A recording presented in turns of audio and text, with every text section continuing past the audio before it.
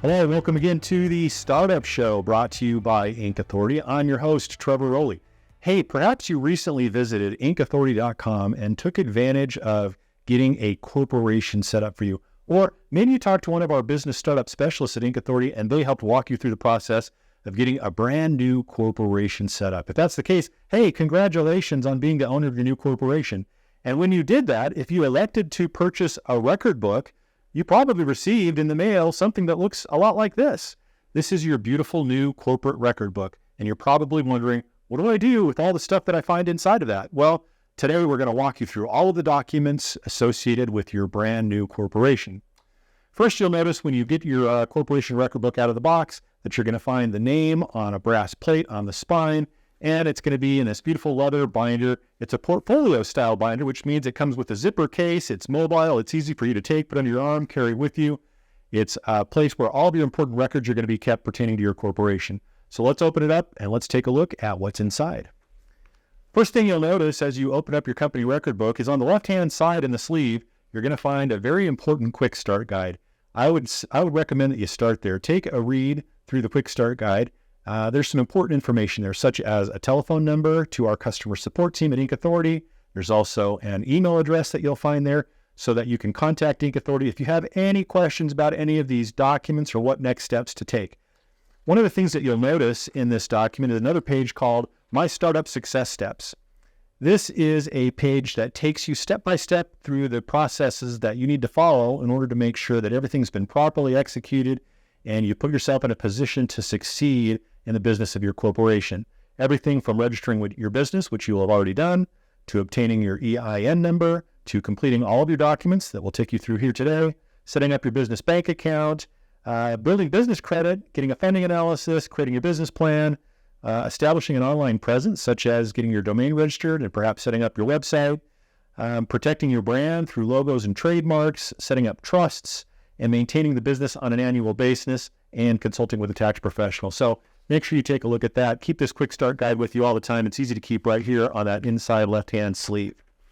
On the right-hand side, you'll find the regular documents pertaining to this corporation. It begins with a congratulations letter. Again, we're so thrilled that you've started this business and that you've chosen Inc. Authority to assist you along the way. On this cover letter, again, you're going to find the phone number to reach us very quickly if you need to, an address if you need to mail anything to us, and also our website address so you don't forget. Now, as you look at the first tab is titled Articles of Incorporation. And when you open to that tab, you're going to find a copy of your file-stamped Articles of Incorporation. We'll have already completed that for you. We'll have submitted it to the state, paid the state fees. It'll be registered by the state. This becomes your legal record and evidence of the filing of your corporation. So you'd want to keep that. You may need to show it to the bank when you open up a bank account. You may need to show it to anybody else who needs to see evidence of you as a corporation. So that is it. Really important document. Keep it there under that tab so you always have a copy of it. The next tab is called Corporate Bylaws.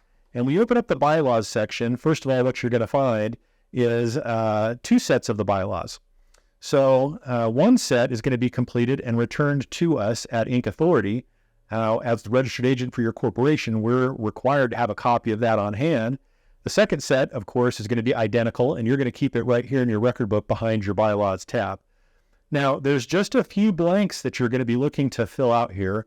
You're going to want to read through the bylaws. You're going to want to understand it. What it is it's the internal governing document pertaining to your corporation. It's not part of the public record. You don't have to register to file it anywhere, but it does provide rules, policies, procedures for how you're going to govern yourself in this corporation. So some of the blanks that you'll find will simply be asking for dates, times, locations of when you're going to hold annual meetings.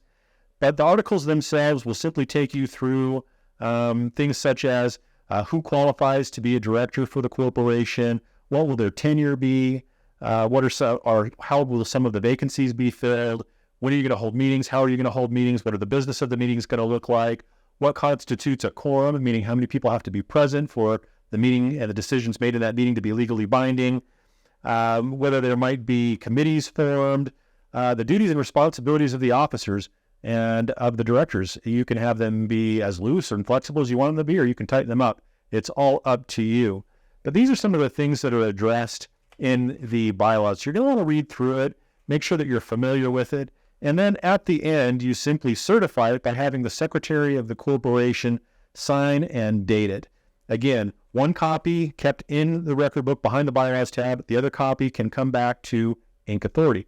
Now, how do you send it back to us? You can scan and send it to us. You can take a picture of it and send that picture to us. You can mail it to us. Now, when you send it back to us, there's another document that I want you to look at that's back towards the front of the record book.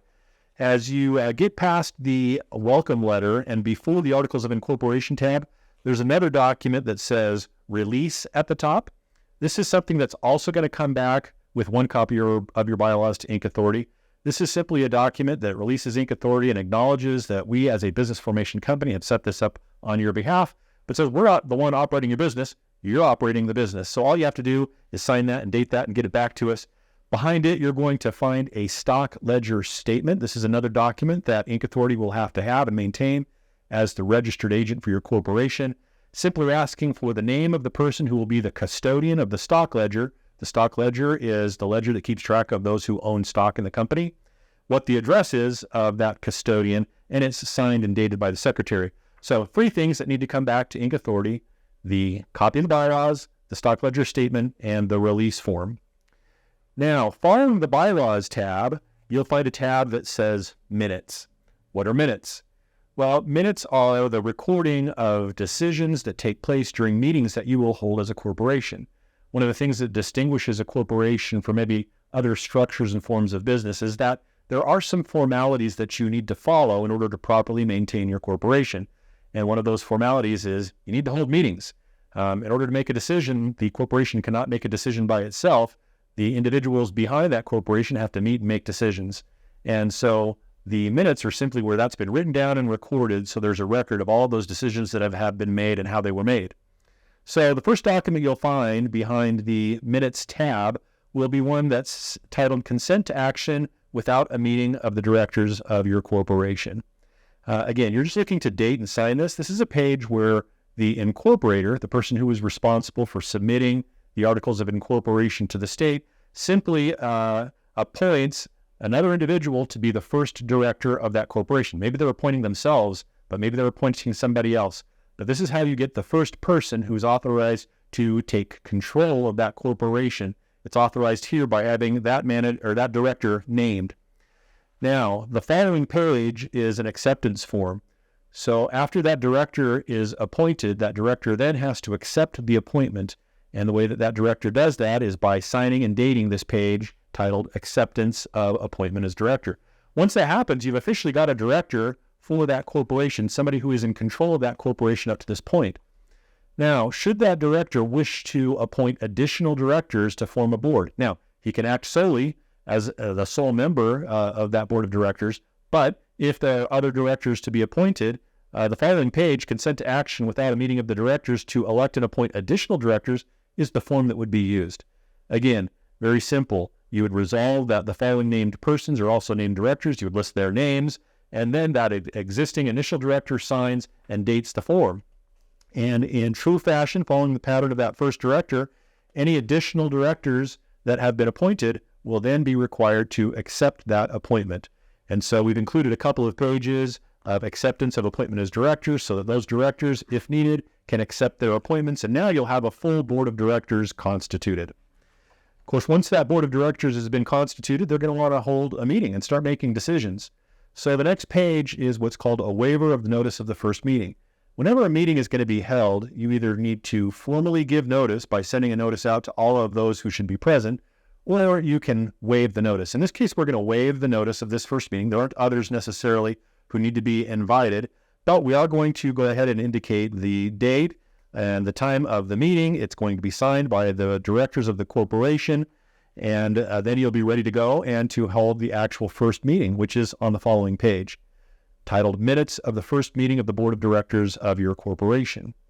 So again, we're looking for the blanks. We've got to fill out the blanks here in order to properly execute these documents. The first blanks you'll see will be asking for the date on which this meeting is convened. It's going to ask for the names of all of those directors who are the only individuals who have really been named at this point, the names of all of those who are present at this meeting, and amongst themselves, they will then appoint a temporary chairman and a temporary secretary who will then be in charge of this meeting until it's concluded. Later on, they'll take nominations for officers for the corporation, nominations as to who might become the president, the vice president, the secretary, and the treasurer. After the nominations are made, they'll vote on electing those individuals. And once that's been a motion duly made and seconded and carried, then they will move on to naming a bank where they're going to set up a bank account for the corporation. They'll talk about things such as when your fiscal year, typically it's going to be a calendar year, but if it's going to be anything other than a calendar year, you would also indicate it here in this first meeting. And that's kind of the size of the business that needs to be taken care of in this initial meeting. And when you conclude at the very end, the secretary signs it to make it official. Now, some of the pieces of business that you just did were to elect the officers of the company. And just like we had to have acceptances of those appointments for directors, now we have to have acceptance of the appointments for the officers. And so the subsequent pages you'll find will be a page for the president to accept the office that he's been appointed to, the vice president to accept his or her office, the secretary to appoint his or to accept his or her office, the treasurer. All of them have an opportunity to accept that appointment that has been made. Following those acceptance of appointment pages, the next page you'll find is one that is titled Authorization to Issue the Capital Stock. It's a resolution by the board of directors simply saying that, hey, now that we've got to this point, we have a board of directors, we have officers of the corporation who have been named. Now we want to actually issue stock. Ultimately, the owners of the stock will be the owners of the company. So the directors will simply sign and date saying that they are ready to issue stock in the corporation. The following page, this is a real important one. This is a bank resolution. So in order to set up a bank account for your corporation, you're going to need to produce a bank resolution to the bank of your choice. So we've provided a document here that if you're going to go to your, around the corner local bank, you'll probably want to need to take this with you, where you'll name who the officers of the corporation are. They'll sign also, and you'll name who the signers on the account are going to be, and you'll take this with you to the bank to help get your bank account set up. Now, if you want to avoid the hassle of having to do that, one of the advantages of doing business with Inc. Authority is that we provide you with a private banking specialist. You can simply call us here at Inc. Authority, and we can help you get established a corporate bank account from the comfort of your own home. You don't have to go wait in lines at the bank. You won't have to wait forever. You don't have to bring a bunch of documents with you. We can arrange over the phone to put you together with one of our preferred banking partners to get your bank account set up and get it all taken care of for you. So choice is yours. You can give us a call. We'll do it for you, or you can take this form. You can take it to your local bank and get your bank account set up. The following form is called a resolution written consent of the directors. And the purpose of this form is to now begin the process of issuing the stock, the ownership in the corporation. So there's 3 columns in the middle of the page. One is going to ask for the name to whom the stock is going to be issued. The middle column is the number of shares of stock going to be issued to that individual. And the third column is asking, well, what are they putting into the corporation in exchange for the stock? Typically some sort of capital. It could be cash, it could be equipment, it could be sweat equity, time, service, etc. But you're going to put the name, the amount of shares, and what it's issued for any owner in this corporation. So for example, if I was going to be the only owner of this corporation, I would put my name in the column for the name. I would indicate how many shares of stock I want to receive, 100, 1,000, whatever the number happens to be, and whatever I put into the corporation to capitalize the corporation in exchange for those shares. For example, I put $1,000 into the corporation initially, then I would mark that here. And of course, if there were more individuals involved, I would simply repeat that process with any of the other individuals who wish to be shareholders. Now, keep in mind that the percentage of ownership is going to be dictated based on the number of shares issued. So if I'm the only owner of stock and I have 100 issued to me, those 100 shares of stock represent 100% of the company. But if I have a partner and I issue 100 shares to me and I issue 100 shares also to the partner, then we're both 50-50 partners. And so watch the number of shares that are being issued to make sure that the percentage of ownership interest matches that to which you've agreed to. And at the bottom, again, like all the documents, to make it effective, you're going to date it and sign it. The following page is the authentication of the book of records for your corporation. This is simply a document that's dated and signed by the members of the board of directors to authenticate that this record book is the official record book of the corporation, that there are no other record books, that this is it. It authenticates it. And so it remains right here in your record book. Now, following that page, you'll get to the Stock Certificates tab. Here's where you're going to find the actual share certificates that will be issued to the individuals who are to be owners of this corporation. The first certificate is labeled as a specimen, meaning it's a sample. It's to remain in the record book so people can see what the official certificates for that corporation look like. Following that specimen certificate, you'll find an additional 10 certificates that are numbered in the upper left-hand corner, and these certificates will now be issued in accordance with that previous resolution. It'll certify that the individual's name is the receiver of these shares of stock, how many shares of stock that this certificate represents, it's dated, and it's signed by corporate officers, typically the president and the secretary. The number of shares it represents is written down in the upper right-hand corner of the certificate. Now, many times, these certificates will be issued to an individual's name, and they'll hold the stock. But what a lot of business owners do, most business owners, quite frankly, do, is rather than have the stock issued to their own individual names, they'll issue these certificates into the name of their own revocable living trust. That way, should something happen to them as an individual, the business can continue on, and the trustee of the trust can manage the transition of the operation of that business so people aren't missing payroll checks, et cetera, et cetera. So often a good way to hold the ownership of your shares of stock is through a revocable living trust. If you have any questions about how to do that, please give us a call at Inc. Authority. One of our business advisors can walk you through the process. Now, each of these certificates comes on a perforated page, and so once the certificate has been completed, it is simply removed at the perforation, and it's actually handed to the individual who then is the holder and owner of that share certificate.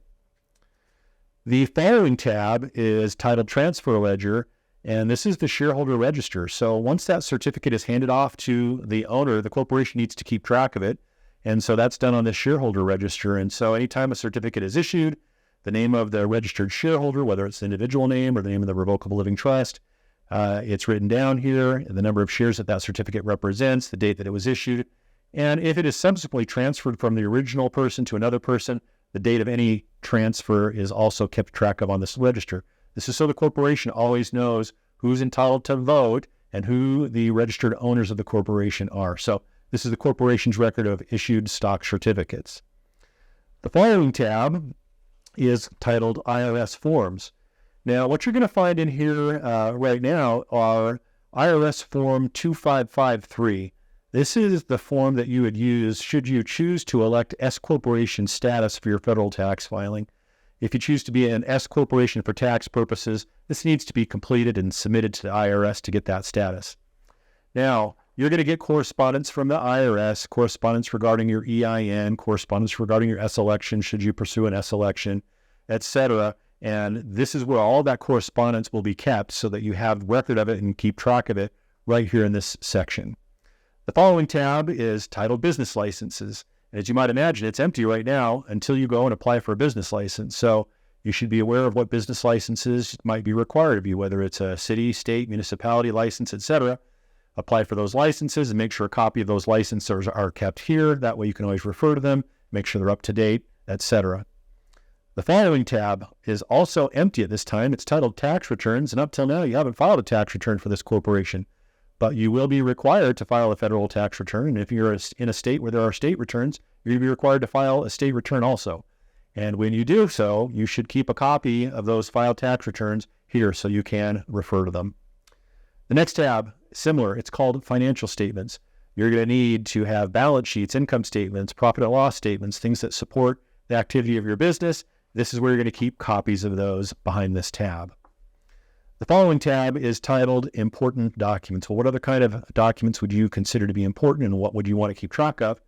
Well, this would be things such as setting up a website for your business. When you set up a website, you're establishing a domain, you're establishing a URL, you're typically going to have hosting and maintenance, etc.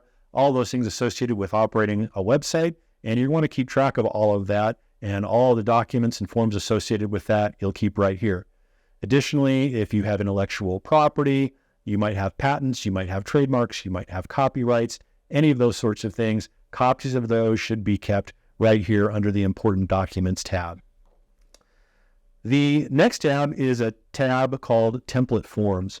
So we already took you through all of the organizational minutes of the meetings for the first year, but in subsequent years, and sometimes in between the anniversaries of your business, you're going to either have to have a regular meeting or a special meeting to make additional decisions. And at all times, you're going to need to record what takes place in all of those meetings. So we've provided you with a pretty robust section of customized corporate forms so that you can take care of that on an ongoing basis. As you turn the page and find the first page behind the tab, there is a table of contents of the types of documents you'll find here. Anything from resolutions of the board of directors to regular meetings of the board of directors, the notices and waivers associated with those meetings, notices, waivers, and minutes forms for special meetings as well as for annual meetings of both the stockholders and of the directors.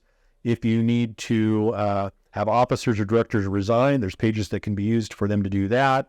And of course, anytime you appoint a new officer or director, there are pages to do that and for them to accept their appointments. And so all of those are kept here. It's a pretty robust section. And again, they're very easy to complete. If you find yourself in a position to need to use some of these forms, you're simply looking for the blanks. Most of them are asking for dates, times, locations, and signatures. And as always, if you have any questions about any of these forms, you can give us a quick call. One of our customer support representatives will be happy to talk to you, make sure that you're using the right form at the right time. And hey, if you're just a person that just doesn't love the idea of having to keep track of all of this stuff, ask us about our Compliance Club program, where we can go ahead and prepare minutes and resolutions for you that all you have to do is sign and date and insert into your record book. Well, that completes our record book walkthrough today for your brand new corporation. Again, congratulations on forming your brand new corporation. We wish you a lot of success in business. If you've enjoyed this and have found this helpful today, I would hope that you'd go ahead and hit the like button and make sure that that notification bell is turned on so you don't miss any of the content that we bring to you. It's been my pleasure to go through this document walkthrough for you today for corporations. This is Trevor Rowley with Inc. Authority, wishing you much success.